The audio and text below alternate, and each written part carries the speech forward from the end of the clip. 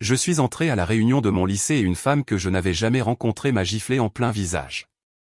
Je n'avais aucune intention de me faire remarquer ce soir-là.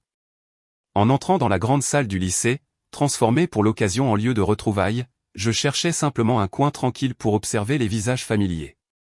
Les années avaient passé, mais l'odeur légèrement sucrée des couloirs et la lumière tamisée des vieux lustres me ramenaient aussitôt à mes 17 ans. Je n'eus pourtant pas le temps de me laisser porter par la nostalgie. À peine avais-je franchi le seuil qu'une femme s'avança vers moi, les yeux fixés sur mon visage comme si elle me reconnaissait depuis toujours.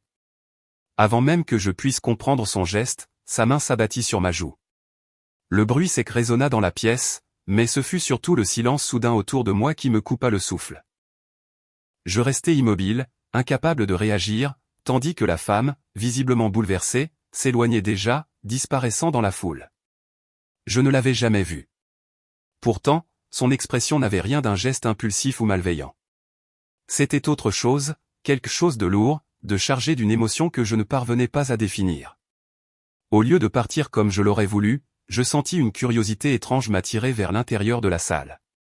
Chaque pas que je faisais me semblait me rapprocher d'un secret que je n'avais jamais eu l'intention de découvrir.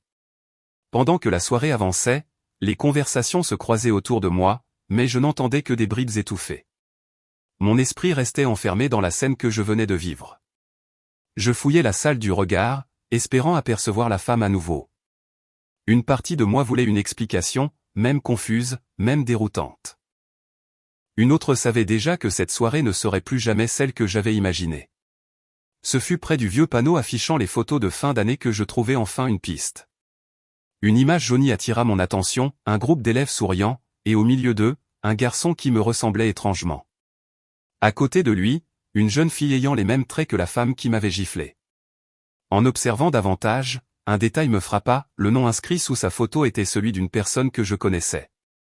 Mais dont je n'avais jamais imaginé l'existence en dehors de simples rumeurs de couloir. Je compris alors que cette femme ne m'avait pas confondu. Elle avait simplement vu dans mon visage quelque chose qui appartenait au passé, quelque chose qu'elle n'avait jamais réussi à fermer comme une page ordinaire.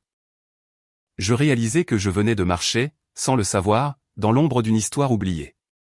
Lorsque je quittai la réunion, l'air frais de la nuit me donna l'impression de respirer à nouveau. Je n'avais peut-être pas toutes les réponses, mais je savais que cette gifle n'était pas une agression. C'était un rappel. Une invitation involontaire à comprendre un passé que je n'avais jamais cherché, mais qui, ce soir-là, m'avait trouvé.